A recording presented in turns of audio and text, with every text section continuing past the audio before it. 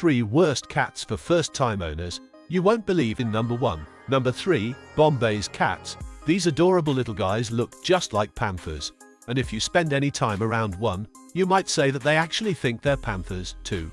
Number 2, Scottish Fold's cats. Many first-time owners have fallen in love with one of these cats due to their folded over ears and smushed faces, and more than a few of those owners have later regretted it. Number 1, Bengal's cats. Bengals are notorious for being wilder than other breeds, and while that may sound romantic, it can get old fast.